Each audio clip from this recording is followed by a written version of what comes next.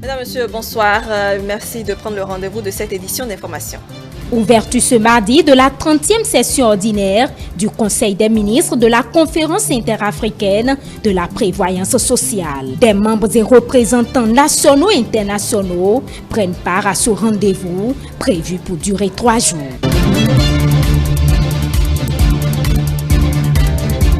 Réception ce lundi de 302 400 doses de vaccins anti-Covid-19. C'était à l'aéroport international Cardinal Bernardin Ganti de Cotonou.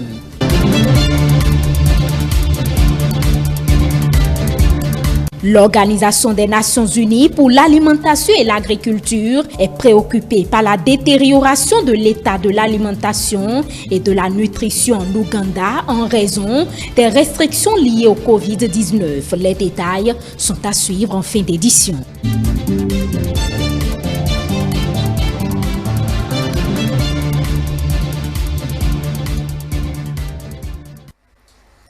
Démarrage ce mardi à Cotonou de la 30e session ordinaire du Conseil des ministres de la Conférence interafricaine et de la prévoyance sociale. C'était en présence des membres, experts et représentants nationaux et internationaux. Le compte rendu dans cet élément.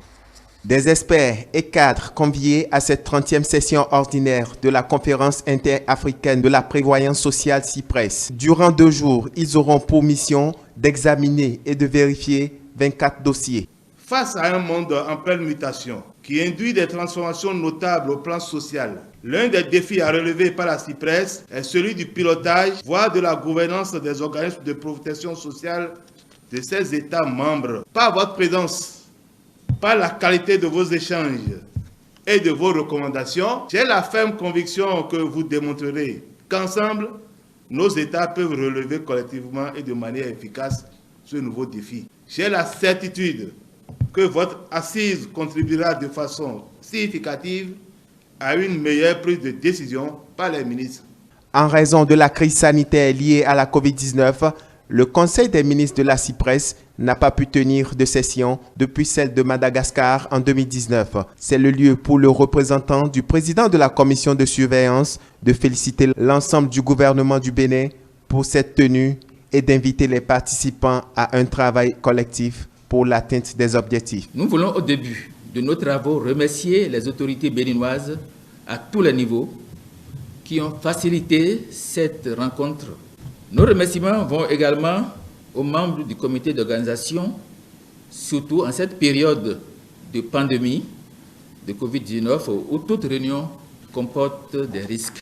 Je voudrais souhaiter à tous les membres du comité d'experts un travail assidu et éclairé pour améliorer la qualité des documents que nous allons soumettre à l'appréciation et à l'adoption de nos ministres de tutelle. Je voudrais présenter mes sincères félicitations aux membres du comité d'experts qui ont été fraîchement nommés au poste qui leur donne la qualité de membres du comité d'experts. La CIPRES, organisme de contrôle et d'appui technique aux caisses africaines de sécurité sociale, a pour but la promotion de la prévoyance sociale et le soutien des actions visant à son extension. Elle comporte en son sein 14 pays africains de la zone franc CFA. Le ministre de la Santé, Benjamin Onkpati, ainsi que l'ambassadeur des États-Unis près le Bénin, Patricia Mahonet, ont procédé ce lundi à la réception de 302 400 doses de vaccins anti-Covid Johnson & Johnson à dose unique.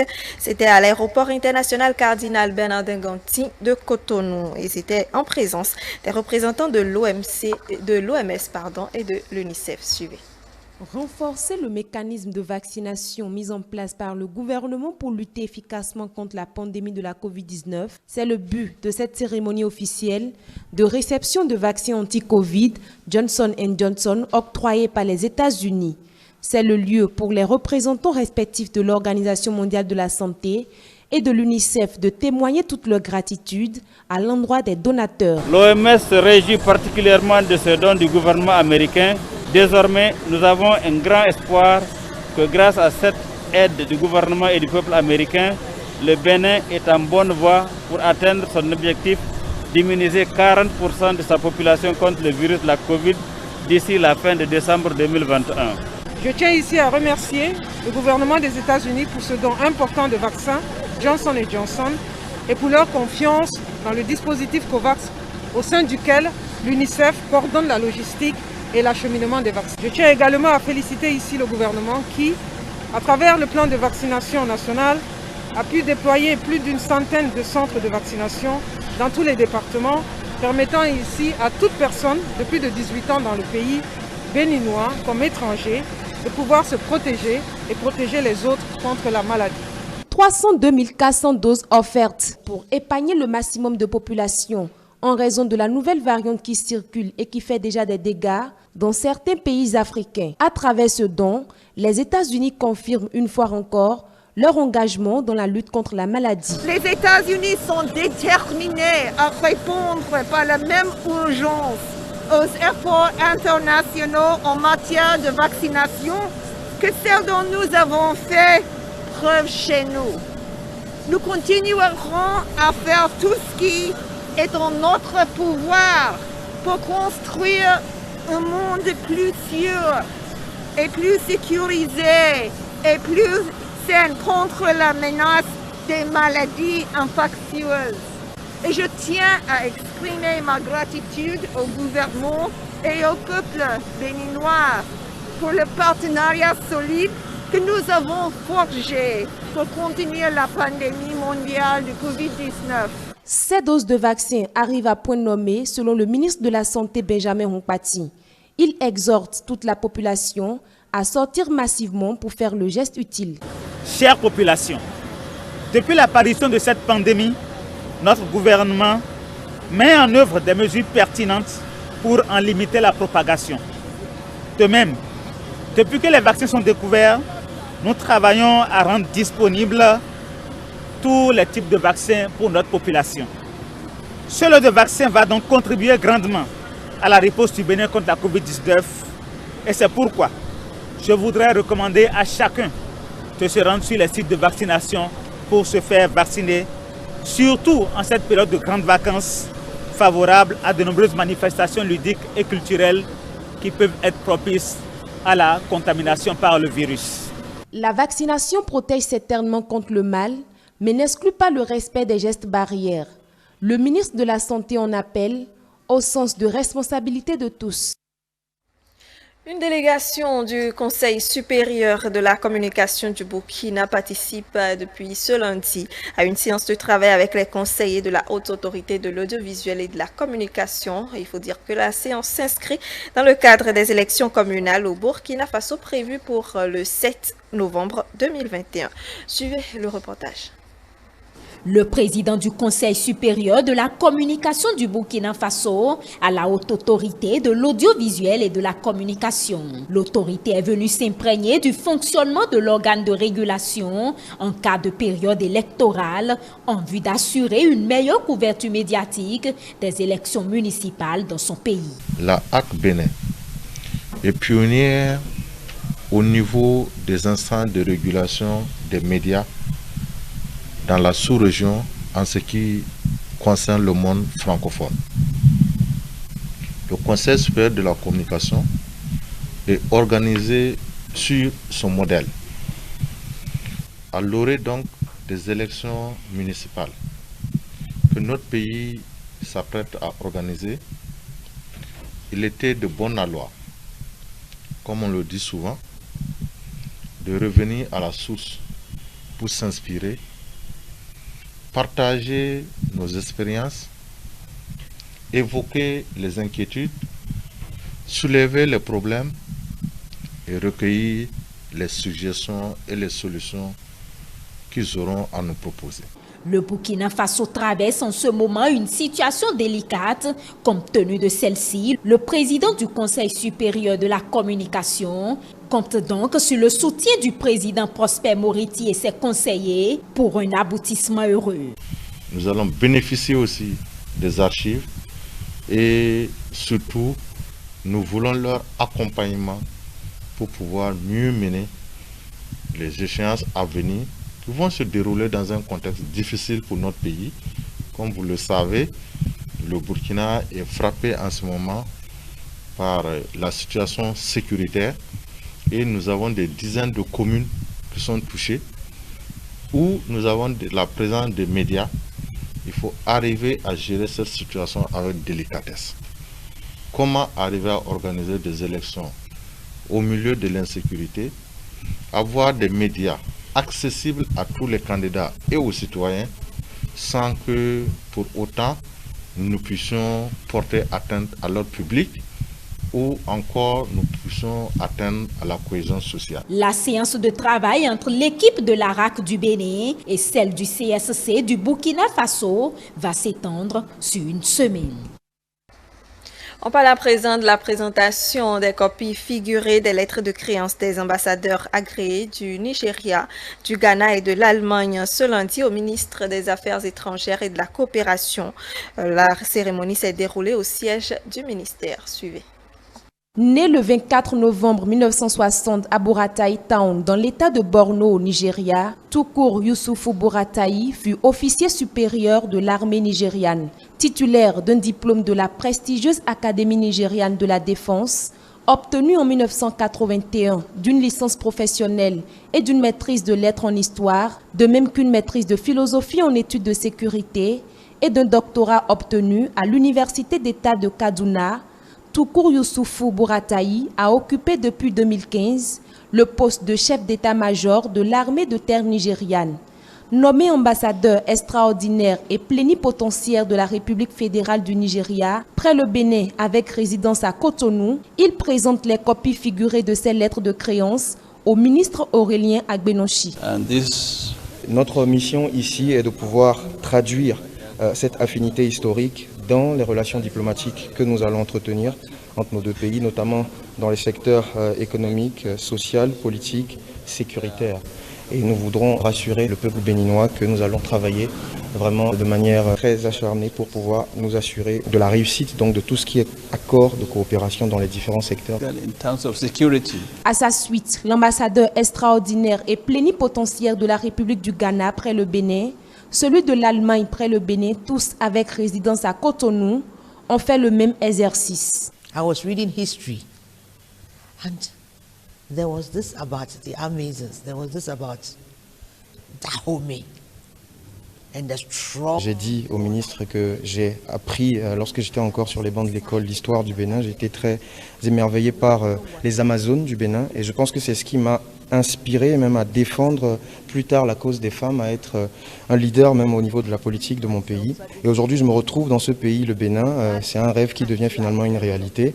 Et mon rôle aujourd'hui ici est de tout faire pour pouvoir renforcer la coopération entre nos deux pays dans différents secteurs clés, donc qui pourront avoir comme effet le développement mutuel de nos deux pays. Nous venons d'avoir les négociations entre nos deux gouvernements pour continuer une coopération déjà très fructueuse. Et on aura un secteur très important que nous allons commencer maintenant, c'est la coopération dans le secteur de la formation professionnelle. Chaque ambassadeur a pris l'engagement de travailler avec acharnement pour renforcer les relations de coopération entre le Bénin et les trois pays, le Nigeria, le Ghana et l'Allemagne. Et le Bénin pleure depuis ce dimanche 25 juillet 2021 l'une de ses Amazones politiques, la nom Rosine Vieira Soglo, s'en est allée. Et au lendemain de sa disparition, les citoyens de Parakou lui ont rendu un hommage en raison des souvenirs de son combat pour la nation. Suivez. Doléance à toute la nation béninoise, parce que c'est nous qui sommes éplorés tous. Et puis à la famille, Rosine Soglo, notre aimée, c'est la femme combattante. C'est un combat légitime qu'elle menait, un combat légal en politique. Elle a envoyé les femmes dans le combat politique. On ne connaissait pas les femmes politiques. C'est elle, notre mémé, qui a envoyé toutes nos mamans, nos femmes en politique. C'est une femme qui a été sous l'ombre de son époux, président de la République. Elle a été d'un grand support moral et d'un grand support intellectuel. Elle a créé un parti politique. Et pour la première fois, une femme au Bénin a dirigé d'un bras de fer. En un mot, je dirais que c'est une Amazone. Elle était une personnalité iconique, unique en son genre, qui, dès l'avènement du renouveau démocratique, a pris ses responsabilités.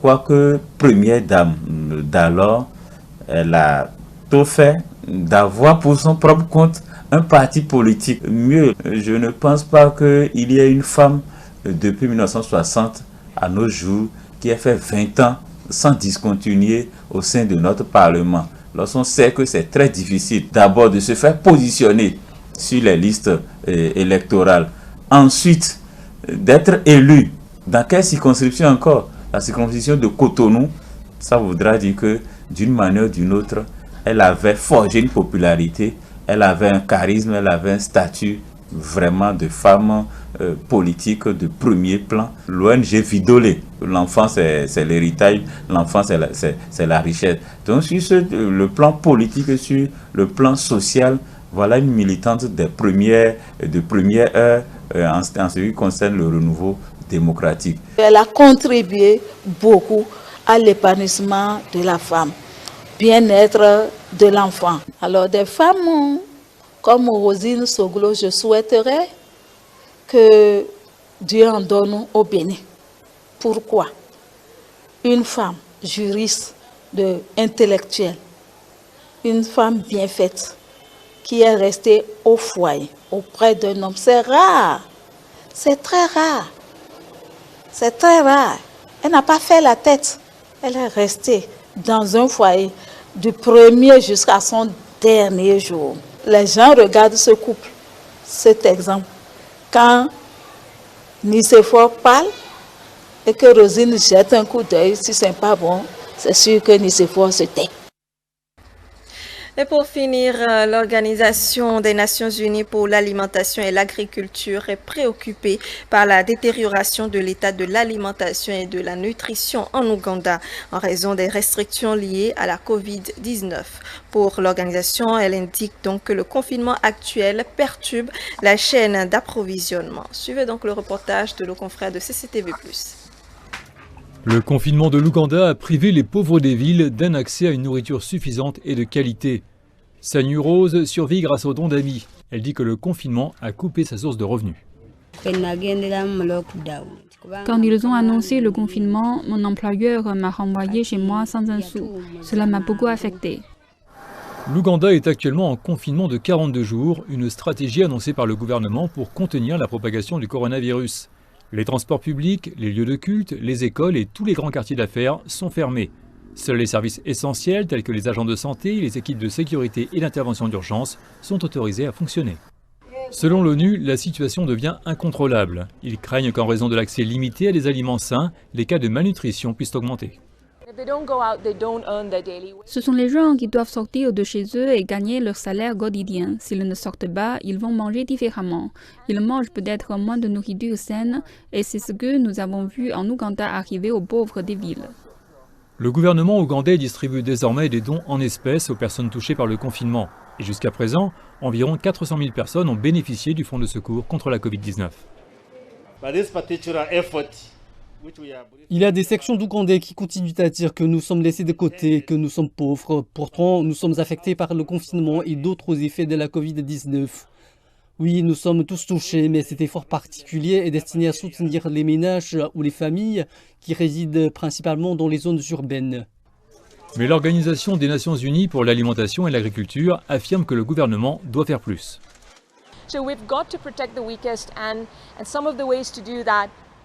Nous devons protéger les plus faibles et certains des moyens de le faire sont les filets de sécurité sociale. Ces personnes n'ont pas de filet de sécurité sociale.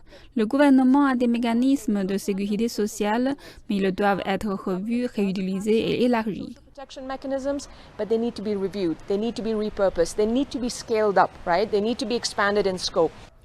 Espérons qu'avec de telles interventions, des personnes comme Sanyu pourront accéder à des aliments sains pour nourrir leur famille. C'est sur ces images que nous refermons cette édition d'information. Merci de nous recevoir chez vous. Restez avec nous pour suivre la suite du Grand Soir avec Romuald Honoui. Vous pouvez toujours également nous suivre sur nos différentes plateformes digitales. Le site internet, c'est le www.etelebene.com, la chaîne YouTube et la page Facebook avec Etelebene et l'application Etelebene qui est disponible sur votre Play Store. Passez une excellente soirée en notre compagnie.